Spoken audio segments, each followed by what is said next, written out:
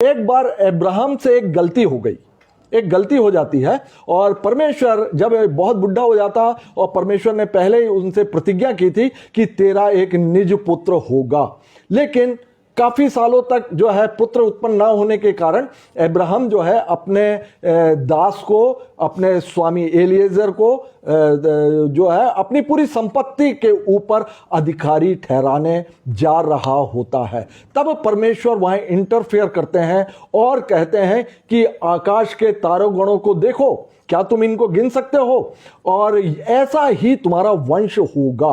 तो ऐसा एक वंश के लिए एक पुत्र की आवश्यकता है ना पहले, तो इसका मतलब होता है कि अब्राहम से परमेश्वर ने फिर पुत्र देने की प्रतिज्ञा को दोहराया।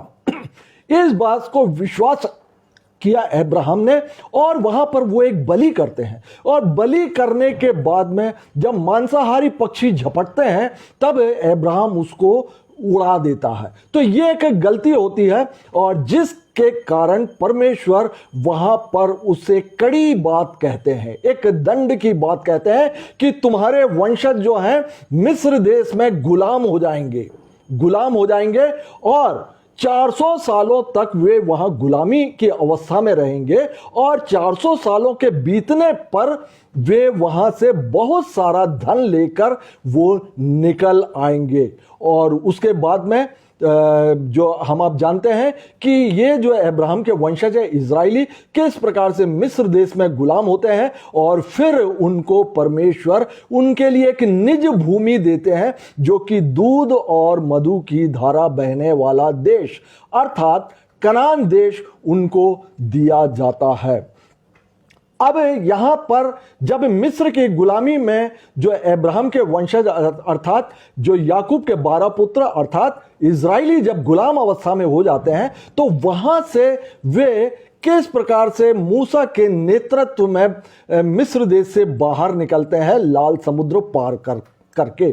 तो यहां से निर्गमन की पुस्तक प्रारंभ हो जाती है, और जिसका कि अध्ययन हम पिछली बार 1 से लेकर 11 अध्याय तक हम कर चुके हैं कि किस प्रकार से जो इजराइलियों के बड़े दुख में थे वे, क्योंकि वो दासत्व में थे, और मूसा को किस प्रकार से बुलाहट उसकी होती है, और परमेश्वर जो है मूसा को जो चिन्ह भी देते हैं, और इस प्रकार से मूसा जो जाता है और फैरो से कहता है कि मुझे जो है परमेश्वर की आराधना करने के लिए जाने दे, सारे इजराइलियों को जाने दे। तब जो फैरो जो रहता है वह नहीं जाने देता। तब परमेश्वर जो है मूसा के द्वारा 9 विपत्तियों को वहां पर लेकर आते हैं, और 9 विपत्तियां जब बीत जाती हैं तब अंतिम विपत्ति 10वीं विपत्ति अर्थात पहलौठे की मृत्यु वह हो जाता है, और मिस्र के समस्त राजा से लेकर कर्मचारी तक, अमीर से लेकर गरीब तक, सारे के सारे घरों में पहलौठे जो है वो मारे जाते हैं। लेकिन जो मिस्री रहते हैं वो लोग पूरी तरह सुरक्षित रहते हैं, और उनके मवेशी भी पूरी तरह सुरक्षित रहते हैं। लेकिन जो मिस्री जो रहते हैं उनके राजा से लेकर कर्मचारी और जानवरों तक के पहलौठे उस एक ही रात में मारे जाते हैं। तो इसका वर्णन जो है हम आज बाइबल में देखेंगे कि जिस रात को मिस्र में जब ये पहलौठे की मृत्यु हुई, उस रात की बात का हम आज अध्ययन करने जा रहे हैं, जो कि निर्गमन के 12वें अध्याय में पाया जाता है। तो निर्गमन के 12 अध्याय में जब मिस्री लोग बाहर निकलते हैं, उस रात को परमेश्वर एक फसह ठहराते हैं। फसह अर्थात एक मेमने को बलि किया जाना होता है, और उस मेमने के रक्त को द्वार पर लगा देना होता है, और उस मेमने के मांस को उसी रात उसी जगह पर बैठकर फुर्ती से खा लिया जाना होता है। उसमें कोई भी उनके मांस में से वेस्ट नहीं करना है। तो आप ध्यान दीजिएगा कि उसके लहू को जो है चौखट में, दरवाजे के चौखट में लगा देना है, ताकि जो मृत्यु का दूत आए, गुजरेगा वहां से, उस लहू को देखकर उन इजराइलियों के घरों को छोड़ देगा, और मिस्रियों के घर में क्योंकि लहू नहीं लगा रहेगा, तब मिस्रियों के पहलौठे जो है मारे जाएंगे। तो इस फसह का नियम इस 12वें अध्याय में दिया गया। हम आप जानते हैं यीशु मसीह जो कि फसह का मेमना थे, और उनमें इन फसह के जितने भी जो गुण जो बतलाया गया है, कि उसकी विधि जो बतलाई गई है कि फसह के मेमने को किस प्रकार से बलिदान किया जाना, वो इसी निर्गमन 12 अध्याय में पाया जाता है, जो कि हम आप देखेंगे कि अध्ययन के दौरान कि वह यीशु मसीह में किस प्रकार से पूरा होता है। क्योंकि हम आप जानते हैं यीशु मसीह समस्त मानव जाति के लिए परमेश्वर के चुने हुए, परमेश्वर के भेजे हुए निष्पाप मेमने थे वो, और उन्होंने अपना प्रायश्चित बलिदान दिया। क्यों दिया? जो आदम से लेके पाप आ रहा था उसको जो है पूरी तरह से समाप्त करने के लिए, और हमारा और परमेश्वर के बीच में मेल मिलाप करने के लिए यीशु मसीह के प्रायश्चित बलिदान के रूप में हम सब परिचित हैं। तो जिस रात ये बलि की या फसह के मेमने की जो विधि बतला रहे थे, उस समय आप देखेंगे निर्गमन उसका 12वां अध्याय और उसका पहला और दूसरा वचन मैं पढ़ रहा हूं। फिर प्रभु ने मिस्र देश में मूसा और हारून से कहा, यह महीना, ध्यान दीजिएगा, यह महीना तुम लोगों के लिए आरंभ का ठहरे। आरंभ का पहला महीना यही ठहरे, अर्थात वर्ष का पहला महीना यही ठहरे, यही ठहरे। तो आप देख रहे हैं कि इसके पहले भी जो है महीने होते थे, दिन होते थे, सप्ताह होते थे, लेकिन परमेश्वर ने बोला कि जिस रात में फसह मनाया जाएगा और जिस रात में तुम जो है मिस्र की गुलामी से निकलोगे, उस रात को जो है वह दिन जो होगा वह पहला दिन यही ठहरे। आज देखते हैं तब से जो है पहला दिन हुआ, दूसरा दिन हुआ, तीसरा दिन, साल गुजरते गए। जो यहूदियों का कैलेंडर जो चालू होता है वो यहीं से चालू होता है, जिसको कि परमेश्वर ने बोला था कि यही दिन जो है यह आरंभ का महीना यही ठहरे। और हम आप देखेंगे कि यह जो है 14 तारीख वहां पर इसी के वर्णन में आगे आप देखेंगे ये 14 दिनों का भी वर्णन वहां पर पाया जाता है। तो यही महीना जो था यह आरंभ का था। यहूदी कैलेंडर जो है यहीं से चालू हुआ है और आज भी उनका कैलेंडर का पहला दिन वही है।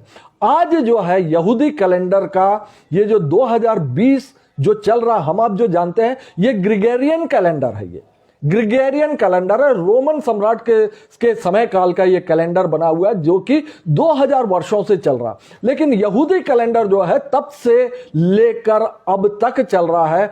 आज जो 2020 है ग्रिगोरियन कैलेंडर के अनुसार, जिसको कि सन 2020 बोला जाता है, तो यह जो है यहूदियों का 5780वां वर्ष है। अर्थात 2000 आप मान लीजिए यीशु मसीह के, और यीशु मसीह से भी 3000 साल बीसी पुराना ये जो कैलेंडर और ये जो घटना है। तो यहूदी कैलेंडर का आज जो 2020वां वर्ष है ग्रिगोरियन में, वह जो है 5780वां वर्ष है।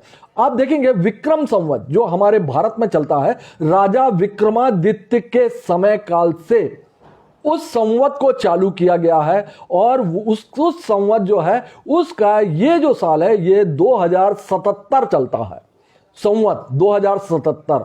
और हिजरी सन जो मुस्लिम जो मानते हैं वह पैगंबर साहब के मक्का मदीना में पहुंचने को पहला दिन वो लोग मानते हैं, और उनका जो अभी जो चल रहा है वो 1441वां हिजरी सन चल रहा है। और हमारा आपका ग्रिगोरियन कैलेंडर जो कि रोमन कैलेंडर है वह जो है 2020 चल रहा। तो मेरा ये कहने का मतलब, आपको बतलाने का मतलब कि यहूदी कैलेंडर भी है, और यहूदी कैलेंडर को प्रारंभ जो है परमेश्वर ने ही किया था, और पहला दिन जो ठहरा था वह इजराइलियों के अर्थात परमेश्वर की चुनी हुई प्रजा के मिस्र देश से निकलने के पहले दिन को परमेश्वर ने पहला दिन वहां पर ठहराया था।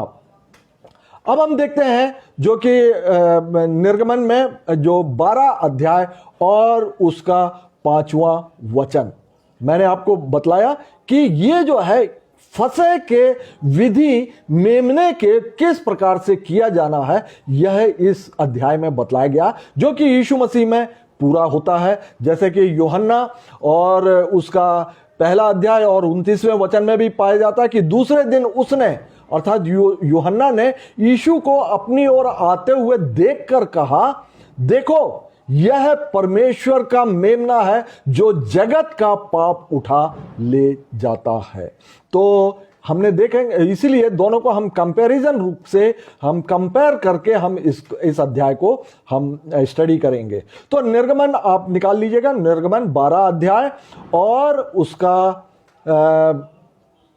उसका 5वां वचन, निर्गमन 12:5 जो कि आपके स्क्रीन में है, लिखा हुआ है कि तुम्हारा मेमना, परमेश्वर का वचन है जो कि मूसा को प्राप्त हुआ और इजराइलियों के निमित्त जो फसह की रात थी, उस दिन फसह के बलि के मेमने का जो विधि और जो उसके गुण होना चाहिए वह यहां पर बतलाया गया। क्या बतलाया गया कि तुम्हारा मेमना जो होगा वह निर्दोष और पहले वर्ष का नर हो, उसे चाहे भेड़ों में से लेना या बकरियों में से।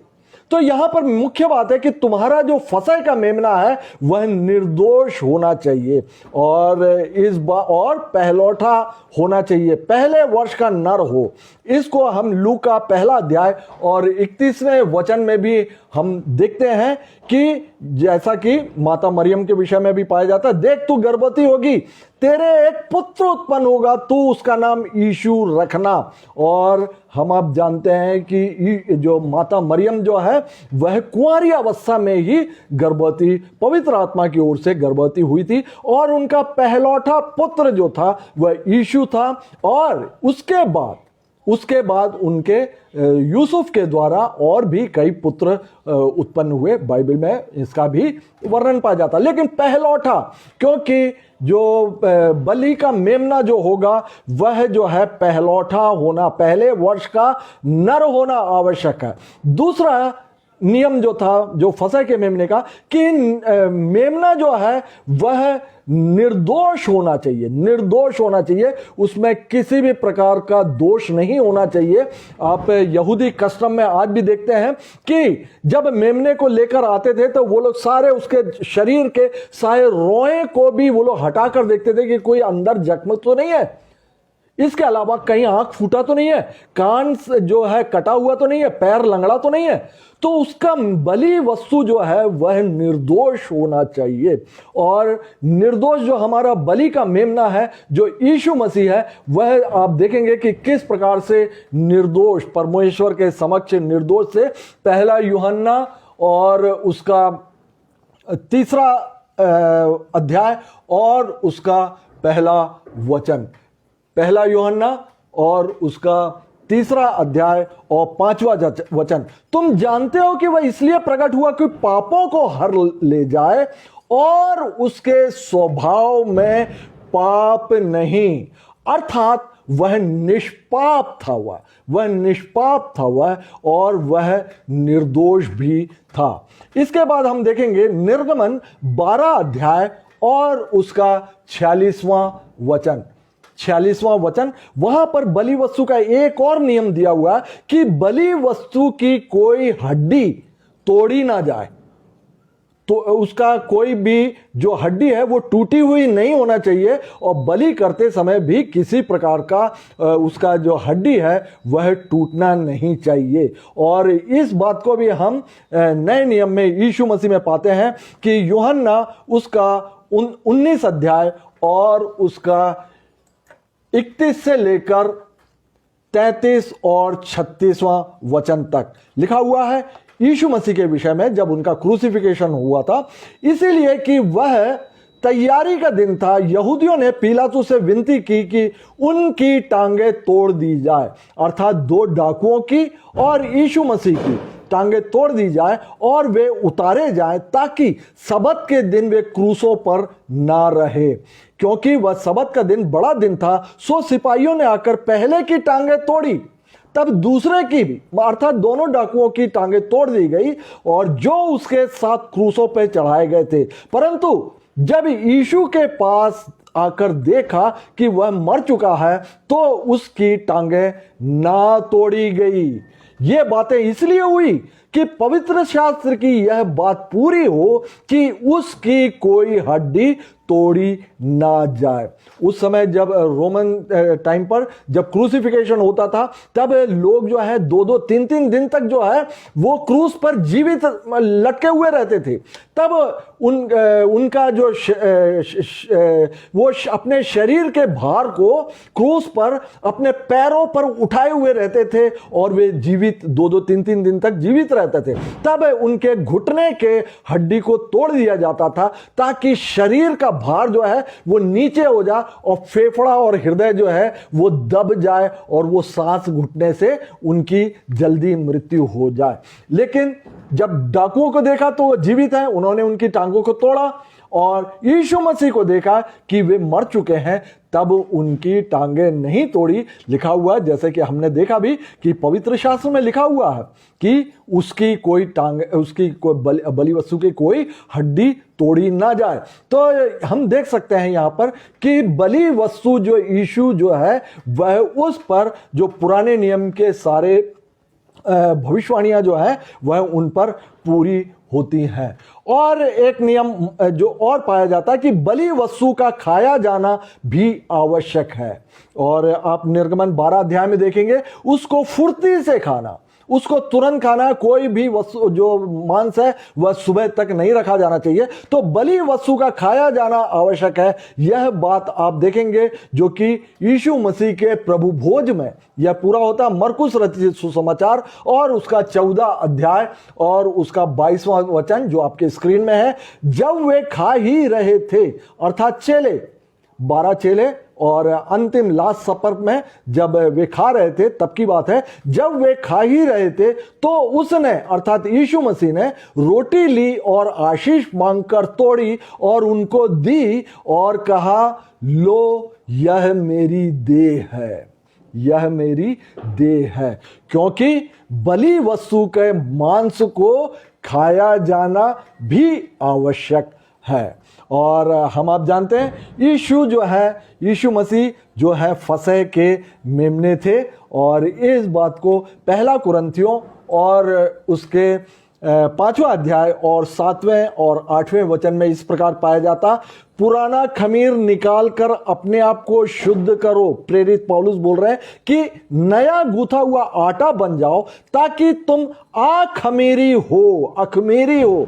अखमीर मतलब जिसमें कि खमीर ना हो, और खमीर जो है वह बाइबल में पाप को दर्शाता है।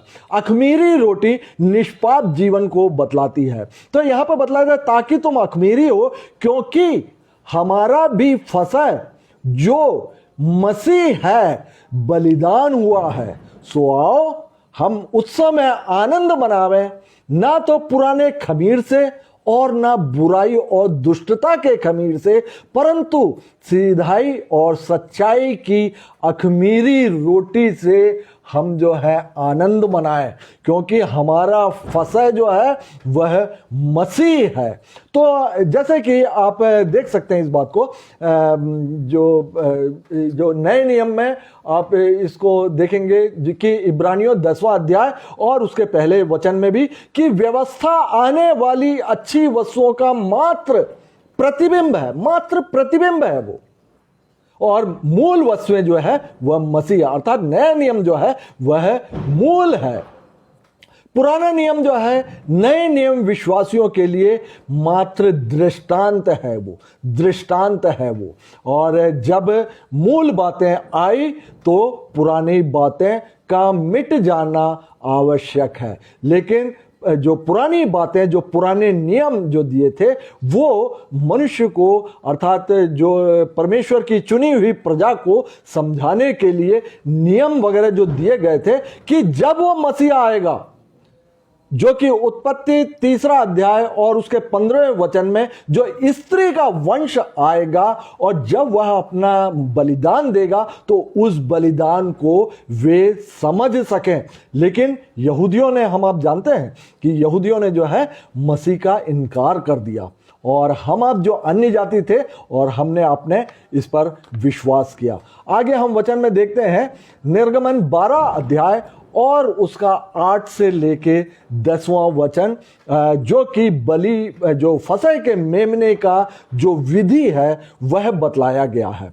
वहां पे लिखा हुआ है निर्गमन की पुस्तक उसका 12वां अध्याय और 8 से लेके 10वां वचन, वे उसके मांस को अर्थात उस बलि वस्तु के मांस को अर्थात उस फसह के मेमने को के मांस को उसी रात आग में भूंजकर अख़मीरी रोटी और कड़वे सागपात के साथ खाएं। उसको सिर, पैर और अतड़ियां समेत आग में भूंजकर खाना है। कच्चा व जल में कुछ भी पका कर ना खाना और उसमें से कुछ बिहान तक अर्थात सवेरे तक ना रहने देना, और यदि कुछ बिहान तक रह भी जाए तो उसे आग में जला देना। मैं आपके स्क्रीन में ही इसको वचन को रखा हुआ हूं और मैं आपको इस बात को समझाता हूं कि वे उसके मांस को अर्थात जो फसह का मेमना है उसके मांस को उसी रात खाना है, अर्थात तुरंत खाना है, तुरंत खाना। इसी प्रकार से आप जो हमारे आपका फसह का जो मेमना है यीशु मसीह, हमको जिस समय विश्वास होता है और उसी समय हमको ग्रहण कर लेना है मसीह के प्रायश्चित बलिदान को, और ताकि हमारे आपके पाप जो है वो क्षमा किए जाएं। वे उसके मांस को उसी रात को आग में भूंज कर खाना। आग जो है, आग हुआ, पानी, हवा, तेल, ये सब जो है पवित्र आत्मा को दर्शाता है, क्योंकि बहुत सी बातें बाइबल में दृष्टांतों में कहा गया है। और जैसा कि परमेश्वर का वचन भी पाया जाता है कि जिसकी आंखें हैं वही देख सकता, जिसके कान है वही सुनेगा, अर्थात आत्मिक आंखें और आत्मिक कान। बाइबल को आप यूं ही नहीं समझ सकते, इसको पवित्र आत्मा की सहायता से ही समझा जा सकता। तो लिखा हुआ है कि वे उसके मांस को उसी रात आग में भूंजकर अर्थात पवित्र आत्मा की सहायता से अख़मीरी रोटी, खमीर, मैंने बताया खमीर जो है पाप को दर्शाता है और अख़मीरी जो होता है वह निष्पाप जीवन को बतलाता है। तो इसका अर्थ यह होता है कि उस जो फसह का मेमना है यीशु मसीह को जो है पवित्र आत्मा की सहायता से और निष्पाप जीवन के साथ हमको खाना है, और कड़वे सागपात के साथ। कड़वा सागपात जो है वह दुख को बतलाता है, दुख को बतलाता, उसको सिर, पैर और अतड़ियों समेत आग में भूंजकर खाना। पूरा का पूरा जो है वह पवित्र आत्मा की सहायता से मसीह को ग्रहण करने की बात यहां पर कही गई है, जो कि फसह के मेमने के नियमों में वो पाया जाता है। उसको कच्चा या जल में कुछ भी पकाकर नहीं खाना है, पकाकर नहीं खाना। जल में आप पकाओगे तो जो है कुछ ना कुछ कच्चा रह जाता, लेकिन आग में आप मांस को भूजोगे तो वह अंदर तक भुंज जाता, अंदर तक पक जाता है। इसलिए बोला है कि जो मसीह को जो है वह पूरी रीति से आपको ग्रहण करना होगा। इसलिए लिखा हुआ उसको कच्चा नहीं खाना है और जल में भी पकाकर नहीं खाना है। उसको कैसे? आग में भूंजकर। बलि वस्तु के जो मेमना जो रहेगा उसको आग में भूंजकर खाने की विधि थी। उसमें से कुछ सुबह तक रह जाए, यदि आपके पास ज्यादा मसीह को आपने ग्रहण किया है और आपके पास रह जाता है तो उसे पवित्र आत्मा में भेंट कर दिया जाए। निर्गमन उसका 12 अध्याय और उसका 11वां वचन, उसके खाने की यह विधि है कि कमर बांधे हुए जो फसह का जो मेमना है उसको खाने की विधि जो है इस पर आप विशेष गौर कीजिएगा। आप यीशु मसीह से और हमारे मसीही जीवन से इसको हम जो है तुलना करेंगे। जो फसह का जो खाने की जो विधि जो बतलाया गया परमेश्वर ने जो इजराइलियों को दिया था, जिस रात वो मिस्र देश से अर्थात गुलामी से वे निकल रहे थे, और उस रात जो फसह के मेमने को किस प्रकार से खाया जाना, किस प्रकार से उसके लहू का किया जाना, ये सब बातें जो है विधि को वहां ठहराता है जो कि मसीह में जाकर वह पूरा होता है। तो यहाँ पर निर्गमन 12 अध्याय और उसके 11वें वचन में पाया जाता है कि उसके खाने की यह विधि है कि कमर बांधे हुए, कमर बांधना है आपको। कमर बांधना अर्थात बेल्ट या कोई भी आप कपड़े से कमर बांध कर खाना है, और पांव में जूती पहने हुए। आप सामान्य तौर पर देखेंगे जब हम खाना खाने बैठते हैं तो बेल्ट को उतार देते हैं और पांव में जूती वगैरह जो रहते हैं उसको उतार देते हैं, लेकिन यहां पर जो फसह का मेमना है उसको खाने की विधि यह बतलाया कि कमर बांधे हुए और पांव में जूती पहने हुए और हाथ में लाठी लिए हुए, हाथ में लाठी लिए हुए उसे कैसे खाना, फुर्ती से खाना है। यह तो यहोवा का पर्व होगा। और इस बात को हम बाइबल में देखेंगे कि ये कमर बांधे हुए का क्या मतलब होता है, क्यों परमेश्वर ने बोला, और पांव में जूती पहनने का क्या मतलब होता है, और हाथ में लाठी लिए होने का क्या मतलब है, और फुर्ती से इसके खाए जाने का मसीह में या विश्वासियों में, हम आप में या मसीहत में इसका क्या संबंध है। आप देखेंगे इफिसियों और उसका 6वां अध्याय और उसका 11 से लेके 18वां वचन तक परमेश्वर के सारे हथियार बांध लो। यहां पर शैतान से बचाव का जो प्रेरित पौलुस जो है आत्मिक हथियार को बांध लेने की बात कहते हैं, और यहीं पर वे बातें भी हैं जो कि फसह के मेमने को खाए जाने की विधि में जो बतलाया गया था। फसह का मेमने को खाया जाना अर्थात यीशु मसीह को ग्रहण करना, यीशु मसीह को ग्रहण करना। तो हम इफिसियों में हम देखेंगे कि किस प्रकार से आज हम आप जो हैं वह मसीह को ग्रहण करते हैं, क्योंकि इजराइलियों ने जो फसह के मेमने को जो खाया था अर्थात ग्रहण किया था वो कमर बांधे हुए किया था और जूती पहने हुए किया था और हाथ में लाठी लिए हुए किया था, और उन्होंने फुर्ती से उसको खाया था जैसा कि परमेश्वर ने आज्ञा दी हुई थी। तो नए नियम के लिए देखेंगे परमेश्वर के सारे हथियार बांध लो कि तुम शैतान की युक्तियों का सामने खड़े रह सको, क्योंकि हमारा यह मल्ल युद्ध लहू और मांस से नहीं अर्थात किसी मनुष्य से नहीं है। लहू और मांस किस में होता है, मनुष्य में होता है, स्वर्गदूतों में लहू और मांस नहीं होता। तो यहां पर लिखा हुआ कि तुम्हारा मल्ल युद्ध जो है वो लहू और मांस से नहीं अर्थात किसी भी मनुष्य से, किसी भी जाति या किसी भी धार्मिक व्यक्ति से नहीं है तुम्हारा मल्ल युद्ध, परंतु प्रधानों से और अधिकारियों से और इस संसार के अंधकार के हाकिमों से, अंधकार के हाकिम, अंधकार जो कि शैतान और उसके सहयोगी दुष्ट आत्माएं, उनसे है हमारा जो विरोध जो है उनसे है। तो लिखा हुआ परंतु प्रधानों से और अधिकारियों से और इस संसार के अंधकार के हाकिमों से और उस दुष्टता की आत्मिक सेनाओं से है जो कि आकाश में है, जो निर्वात में जो स्पेस है वहां पर ये आत्माएं जो है ये इनका निवास वहां पर बतलाया गया है, आकाश में है। इसीलिए परमेश्वर के सारे सारे हथियार बांध लो कि तुम बुरे दिन में सामना कर सको और सब कुछ पूरा कर कर स्थिर रह सको। तो आगे आप ध्यान दीजिएगा, लिखा हुआ है सो सत्य से अपनी कमर कसकर, बेल्ट कौन सा, सत्य का होना चाहिए, सत्य से अपनी कमर कसकर और धार्मिकता की झिलम पहनकर पैरों में शांति के सुसमाचार की तैयारी के जूते पहन लो। सुसमाचार, सुसमाचार बहुत जरूरी है। सत्य, सत्य कौन है, मार्ग, सत्य और जीवन मैं ही हूं।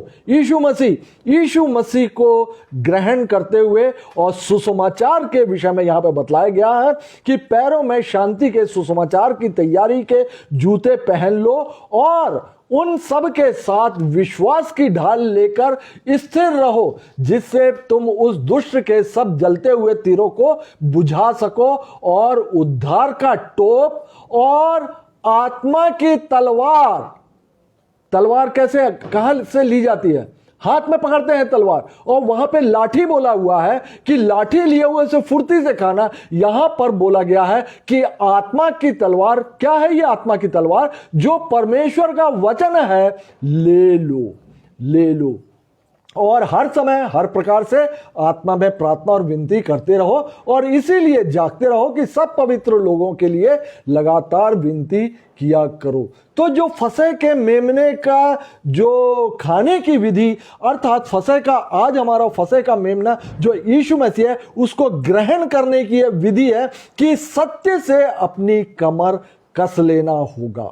सत्य से अपनी कमर, अर्थात मसीह को, जो मार्ग और सत्य और जीवन है, उसको जो है पूर्णतः अपने आप में आत्मसार करना होगा। यह हमारे आपकी बस की बात नहीं है, लेकिन पवित्र आत्मा जब आता है सब कुछ संभव करता हो, क्योंकि परमेश्वर का ही दिया हुआ है। यीशु मसीह ने बोला था कि मैं जा रहा हूं और तुम्हारे लिए एक सहायक भेज रहा हूं।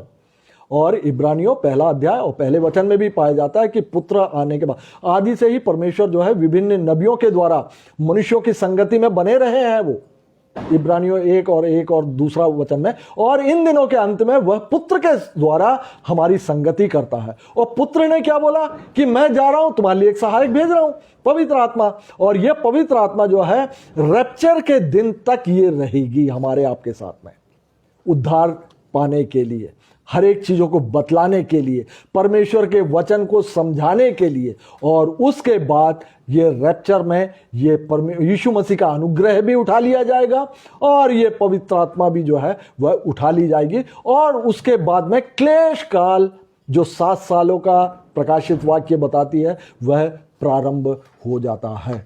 तो यहां पर आप देखते हैं कि सत्य से मसीह के द्वारा आप अपनी कमर कस लीजिएगा, और बतला है कि शांति के सुसमाचार के जूते पहनने की बात की गई है।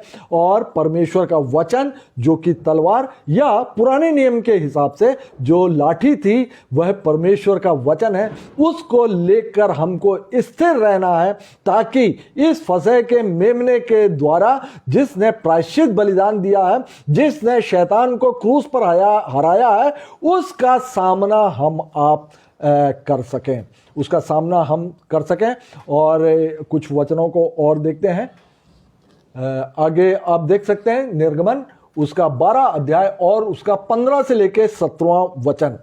आज संभवतः एक ही अध्याय पूरा हो पाएगा, 12वां अध्याय। और यह जो अध्याय है बहुत इंपॉर्टेंट है, और बाकी तो स्टोरी के रूप में है, लेकिन यह अध्याय जो है विशेष है, क्योंकि इसमें फसह की, अर्थात जो नए नियम में यीशु आए हैं, जो हमारा मसीहा है, जिसके मसीहा के ऊपर अनेक भविष्यवाणियां जो की गई है, उस फसह को किस प्रकार से उसको जो उसके नियम है वो इसी 12 अध्याय में ही पाए जाते हैं। बाकी जो है पूरा स्टोरी के रूप में चलता है, मैं आपको स्टोरी के रूप में बतलाता जाऊंगा। लेकिन ये जो पेंटाटक है, जो पेंटाटक अर्थात जो बाइबल की प्रथम 5 पुस्तकें, उत्पत्ति, निर्गमन, लय व्यवस्था, गिनती और व्यवस्था विवरण, ये जो है नियम की पुस्तक कहलाती है। परमेश्वर ने मूसा के द्वारा अपने सारे नियम जो है इन्हीं पुस्तकों में ही दिए हैं।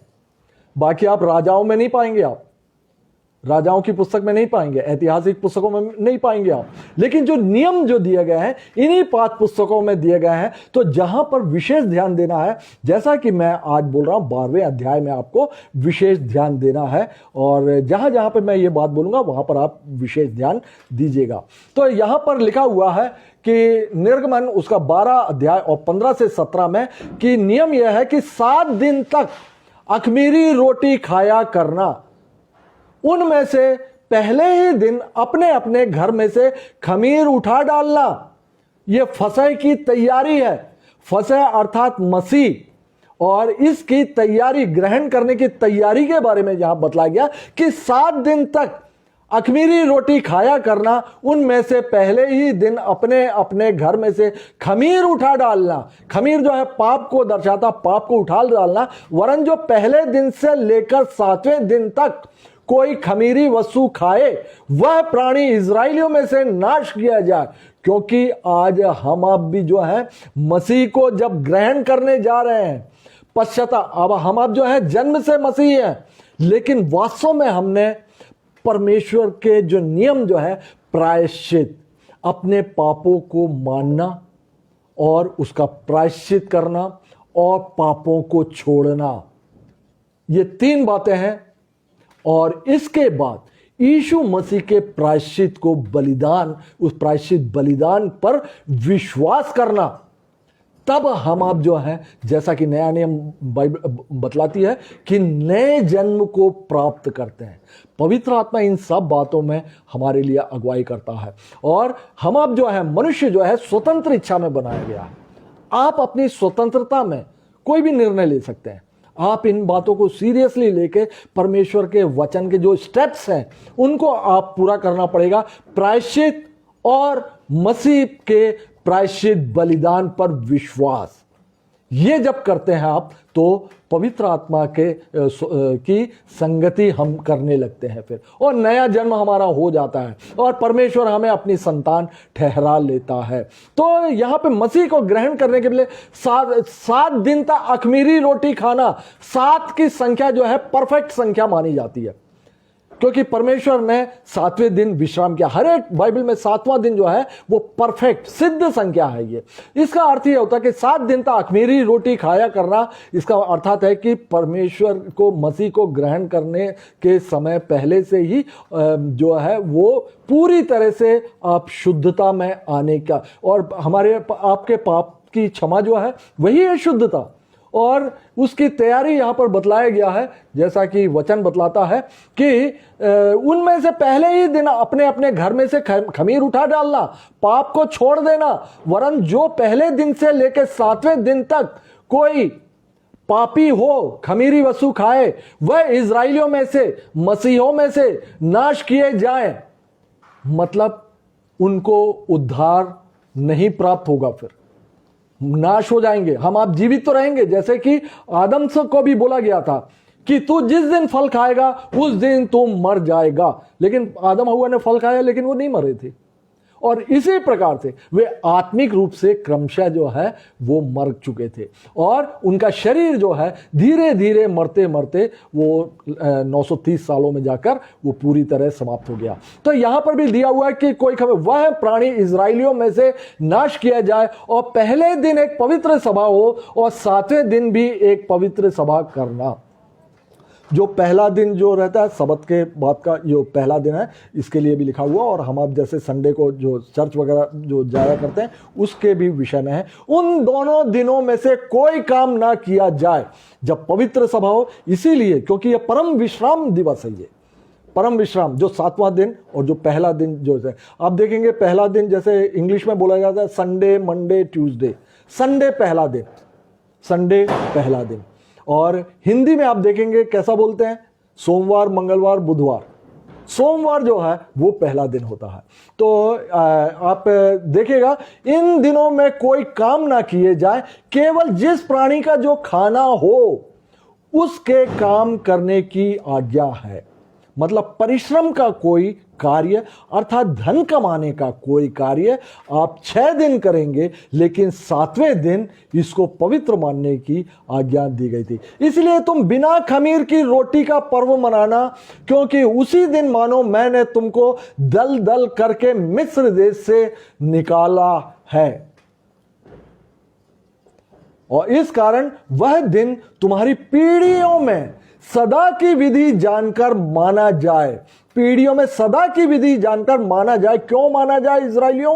क्योंकि मसीहा जब आएगा तब आप सही रीति से उसको पहचान सको।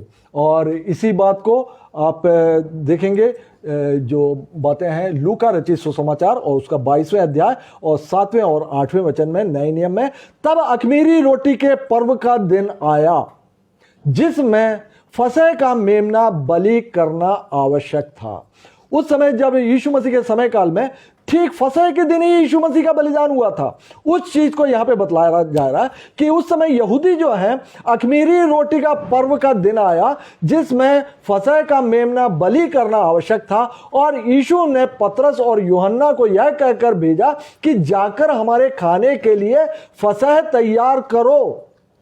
और ये जाते हैं और उपरोठी कोठरी में लिखा हुआ है, उपरोठी कोठरी में वहां पे लास्ट सपर तैयार किया जाता, और उसी रात लास्ट सपर लेने के बाद वही था फसह जो यहूदियों में पीढ़ी दर पीढ़ी चला आ रहा था, और जो कि मिस्र में निकलने के पहले दिन ही ठहराया गया था। और उस रात, उसी फसह की रात जब यहूदी लोग मना रहे थे, तब यीशु मसीह ने भी उस फसह को मनाया अपने 12 प्रेरितों के साथ में। और उसी रात जो है यीशु मसीह पकड़े गए, और उनका जो है दिन होते होते उनको जो है सूली पर उनको चढ़ा दिया गया था।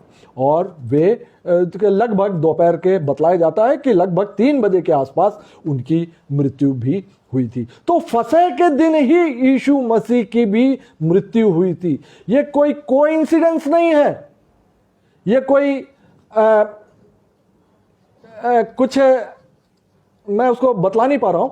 ये कोई ये जो बाइबल में जैसा लिखा है वही बातें जो है वो पूरी होती हैं, वह पूरी होते हुए हम आप इसको देख रहे हैं। हम और कुछ वचनों को हम देख लेते हैं। निर्गमन उसका 12 अध्याय और उसका 43 से लेके 48वें वचन में फसह को खाने की विधि भी बतलाया है। फिर यहोवा ने मूसा और हारून से कहा, पर्व की यह विधि है, पर्व की यह विधि है कि कोई परदेसी उसमें से ना खाए। ध्यान दीजिए, परदेसी नहीं खाएगा, सिर्फ और सिर्फ इजरायली ही खाएंगे। किसको? फसह के मेमने को। क्यों? ये मैं अभी आगे बतलाऊंगा। पर जो किसी का मोल लिया हुआ दास हो और तुम लोगों ने उसका खतना किया हो, वह तो उसमें से खा सकेगा, पर परदेसी और मजदूर उसमें से ना खाएं, और उसका खाना एक ही घर में हो, अर्थात तुम उसके मांस में से कुछ बाहर, घर से बाहर ना ले जाना, और बलि पशु की कोई हड्डी ना तोड़ना। पर्व की को मानना और इज़राइल के सारी मंडली का कर्तव्य कर्म है ये। और यदि कोई परदेसी तुम लोगों के संग रहकर यहोवा के लिए पर्व को मानना चाहे, तो वह अपने यहाँ के सब पुरुषों का खतना कराए। ध्यान दीजिएगा, खतना कराएगा, तभी वह उस फसह के मेमने को कोई परदेसी खा सकता है। तब वह समीप आकर उसको माने और वह देशी मनुष्य के तुल्य ठहरेगा। पर कोई खतना रहित अर्थात अन्य जाति पुरुष उसमें से ना खाने पाएगा। मैं अब इसको थोड़ा सा आपको बतला देता हूं कि फिर यहोवा ने मूसा और हारून से क्या कहा कि पर्व की यह विधि है, कोई परदेसी इसमें से नहीं खाएगा। क्यों नहीं खाएगा? पर जो किसी का मोल लिया हुआ दास हो और तुम लोगों ने उसका खतना किया हो, वह तो उसमें से खा सकेगा। आप मसीही समाज में आप देखेंगे जो पुराने नियम, जो खतना जो है, जो नए नियम के अनुसार एक प्रकार का वो बपतिस्मा को सिंबल करता है, वो प्रतीक है। खतना जो है वह नए नियम के बपतिस्मे का वो प्रतीक है वो। तो इसीलिए आप इस हिसाब से, इस दृष्टिकोण से आप देखिएगा कि कोई परदेसी उसमें से ना खाने पाए। हम आप जो मसीह हैं, जिन्होंने बपतिस्मा लिया है, वही प्रभु भोज लेगा और वही मसीह की देह खाने के योग्य होगा। प्रभु भोज, मसीह की देह को कोई भी अन्य जाति जिन्होंने बपतिस्मा नहीं लिया है, उसको जो है प्रभु भोज नहीं दिया जाता।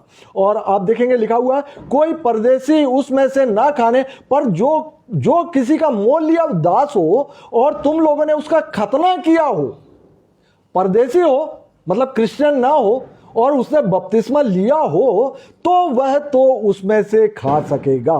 बपतिस्मा यदि अन्य जातियों ने लिया है तो वह उसमें से खा सकेगा, पर परदेसी और मजदूर उसमें ना खाएं, क्योंकि उन्होंने बपतिस्मा ना लिया ना, खतना नहीं कराया, और उसका खाना एक ही घर में हो। ऐसा नहीं कि प्रभु भोज जो है हम आप एक ही घर में अर्थात चर्च में ही लेते हैं। ऐसा नहीं कि प्रभु भोज को हम लेके हम घर आ जाते हैं और अलग अलग जगह बैठ के हम नहीं खा सकते उसको। और लिखा हुआ है कि उसका खाना एक ही घर में हो, अर्थात तुम उसके मांस में से कुछ घर से बाहर ना ले जाना। चर्च के बाहर आप नहीं ले जा सकते। और बलि पशु की कोई हड्डी ना तोड़ना, यह बलि पशु के नियमों में हमने देखा था। पर्व को मानना इज़राइल की सारी मंडली का कर्तव्य कर्म है। ये सारी मंडली के एक एक लोगों का ये कर्तव्य है। ये इसी प्रकार से आप प्रभु भोज भी जो है वह हम सबको लेना चाहिए, क्योंकि यीशु मसीह ने बोला कि यह मेरे स्मरण में किया करो जब तक मैं दोबारा ना आ जाऊं। हमको स्मरण में उसके निरंतर करते रहना है, निरंतर ये प्रभु भोज जो है लेते रहना, ताकि यह भी हमारे लिए, आपके लिए जो है प्रभु भोज स्मरण के लिए है। जैसे इजराइलियों के लिए ये फसह जो है वह इसलिए दिया गया था कि वह नए नियम में जब मसीह आएगा तो वे उसको जान सके। और आज हमारे प्रभु भोज भी जो है, जो हम जानते हैं कि यीशु मसीह का द्वितीय आगमन होगा, उसके आगमन के लिए ये निरंतर इसको लिए रहना है, मसीह के स्मरण के लिए लिखा हुआ है। यीशु मसीह के वचन थे। और आगे लिखा हुआ है, यदि कोई परदेशी तुम्हारे संग रहकर यहोवा के लिए पर्व मानना चाहे, यदि कोई क्रिश्चियन है और वो अन्य जाति है और वो इस प्रभु भोज में सम्मिलित होना चाहे, लिखा हुआ है कोई परदेशी तुम लोगों के संग रह के यहोवा के लिए पर्व मनाना चाहे तो वह अपने यहाँ के सब पुरुषों का खतना कराए, अर्थात बपतिस्मा ले, और बिना बपतिस्मे के वो प्रभु भोज ग्रहण नहीं कर सकता। तब वह समीप आकर उसको माने और वह देशी मनुष्य के तुल्य ठहरेगा। वो भी देशी मनुष्य कौन? जो इजरायली, अर्थात आज जो क्रिश्चियंस हैं उनके तुल्य वो अन्य जाति भी ठहरेंगे। आगे लिखा हुआ है कि पर कोई खतना रहित पुरुष उसमें से ना खाने पाए। तो इस प्रकार से हम देखते हैं कि पुराने नियम में जो खतना जो था वो शारीरिक चिन्ह था, ये शारीरिक चिन्ह था परमेश्वर की प्रजा के लिए, और वो दृश्य रूप में था। और आज नए नियम में जो बपतिस्मा जो है वो अदृश्य रूप में, बपतिस्मा पानी में आपने लिया है तो उससे कुछ नहीं होगा, आप पे कोई फर्क नहीं आता, लेकिन उस बपतिस्मे के द्वारा परमेश्वर की आज्ञाओं को आप पूरा करते हैं, क्योंकि यीशु मसीह की भी ये आज्ञा थी तुम जाओ और बपतिस्मा दो, चेले बनाओ वगैरह वगैरह। तो बपतिस्मा नए नियम में जो है परमेश्वर की संतान ठहरने का चिन्ह है, और खतना जो था वह पुराने नियम में परमेश्वर की प्रजा होने का जिस प्रकार से चिन्ह था। और यहाँ पर हम आज का अध्ययन समाप्त करते हैं।